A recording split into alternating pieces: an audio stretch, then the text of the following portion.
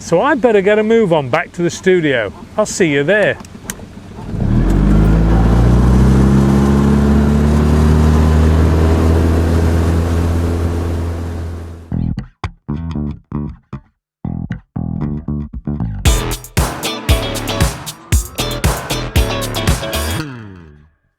This could be the answer to the guys out there who are feeling historically length inadequate. You know who you are. And perhaps this is what has been missing in your life. But don't forget, with great length comes great responsibility. Because this Gletscher M1944 comes with its own bayonet attachment. And be careful, because they don't like it up 'em.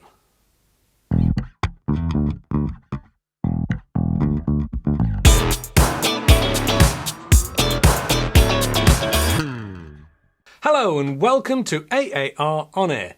Today I have the Gletscher M1944, which is a scarily close replica to the Soviet M44.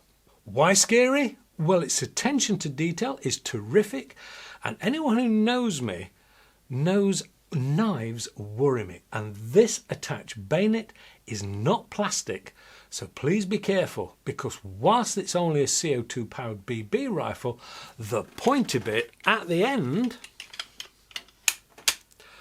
could do some serious damage. Health and safety bit over. Let's start with the history first.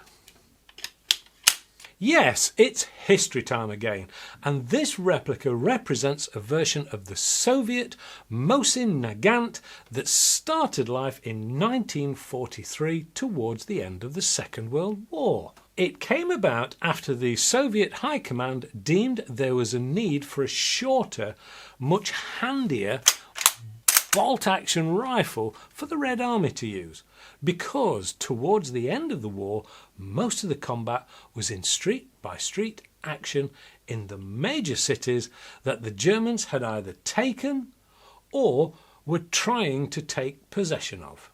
The M44 was a model that evolved following the earlier 1938 carbine, but the Soviet High Command had a philosophy that a bayonet was still required in conflict. Hence, this M44 had an attached swivel 15.1 inch bayonet that was built onto the end of the gun.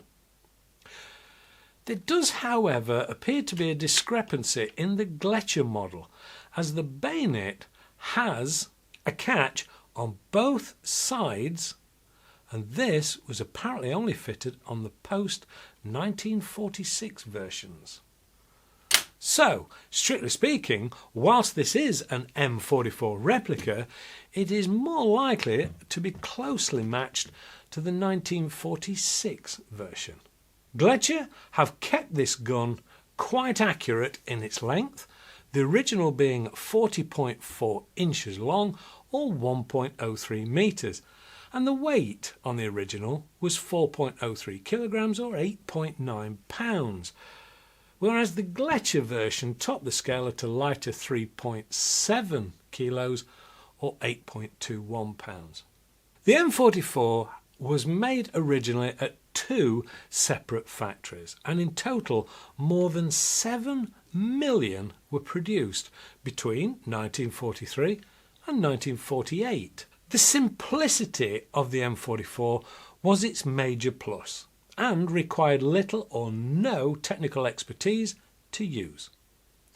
This, of course, was a major plus, as most of the Red Army at the time had been conscripted and were not particularly well trained. Naturally, this gun coming in towards the end of the war didn't reach as many soldiers as would have been liked, but it was spread across all the military at the time, and indeed was also issued to the feared NKVD blocking troops. These were perhaps the most famous and notorious Red Army servicemen, who were tasked with shooting any Red Army troops that attempted to retreat without orders. Post-war, of course, these guns were seen in many fields of conflict around the world and were used by insurgents to create instability and expand the international communist revolution at the time. As always, a full programme could be made just to cover the history of this gun and its many variants. But this is an airgun channel, so on with the review. Time for the walk round then. This is the full-length carbine. I have in the past reviewed the sawn-off version and the link is on the screen if you want to take a look at that. This one though comes in at just over a metre long and is a weighty item. The stock, whilst plastic, does a pretty good job at mimicking the original hardwood.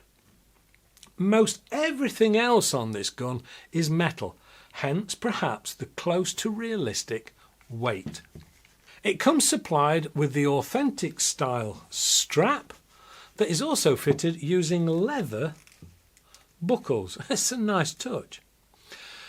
This being a carbine, it naturally has a shorter barrel with open sights on the front and the rear, with the rears being adjustable for elevation only. No windage, I'm afraid. There is a cleaning rod on the underside of the barrel, but it isn't removable as far as I can see, and I have tried most everything other than taking the thing apart to try and get at it. Continuing the flow backwards along the gun, we come to that beautiful bolt action. You know, there are a lot of replica guns out there, but this is the only one I've come across so far that has this quality bolt action. The feel is amazing. It is addictive, and I could sit and do that all day and never get tired of it. I suppose at this point I should point out that you only get this level of attention to detail and quality at a price, and this one is not inexpensive at £378 UK. And I can hear the guys out there now saying you could buy this rifle or that rifle for the money, but this is a specific gun that has been produced to a specific market with certain individuals in mind.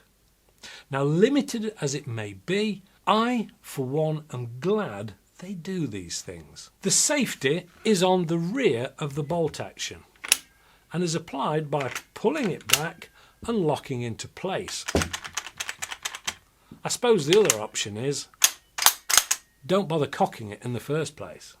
To mimic the original 5-round magazine, Gleccher have a dropout 16-round BB magazine that holds the CO2 as well.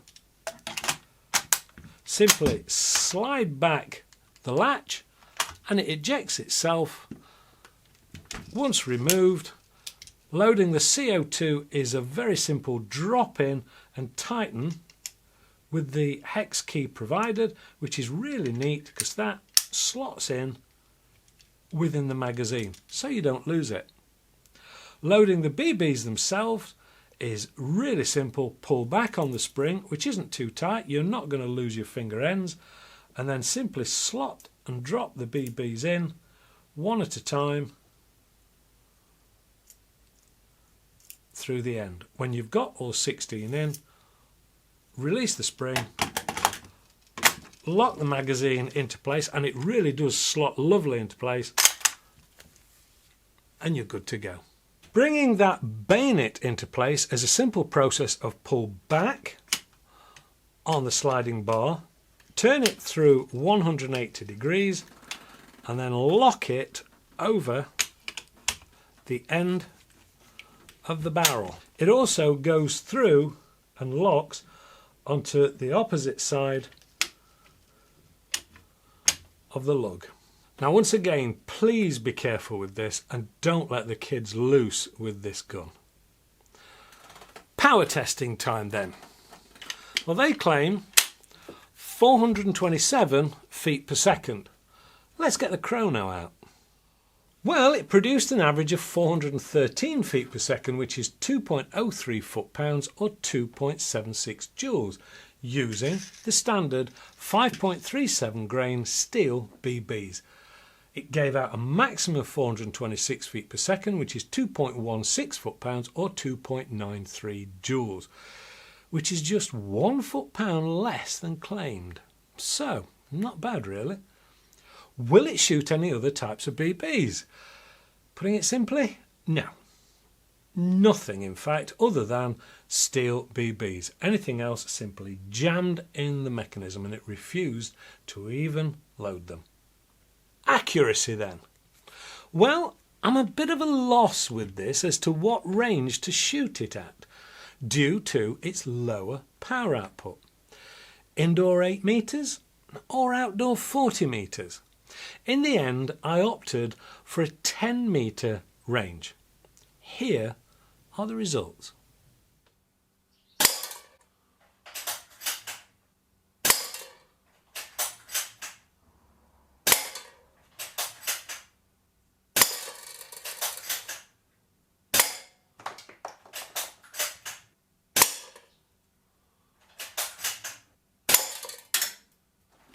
Now, I had a couple of goes with this and I purposely didn't change the sights. What I was looking for was the grouping. And I think you'll agree that they are pretty impressive. This would easily shoot out to 20 metres and keep a fairly tight group. Conclusion then. This is really about owning a piece of history rather than an out-and-out power or target rifle. It's about experiences and feel. It's almost about reenactment groups. It's about owning a piece of history without the need for a full gun licence. That said, with the bayonet attached, and I know I keep going on about it, this should be treated with care and kept securely away from the kids. This is a quality airgun, and the only real negative I can foresee some people will have is that the non-wood stock. That said, you do need to get pretty close to this to tell that it isn't real wood. My experiences with Gletscher have been definitely positive so far, and whilst they seem a little high on the price, they're also high on the quality.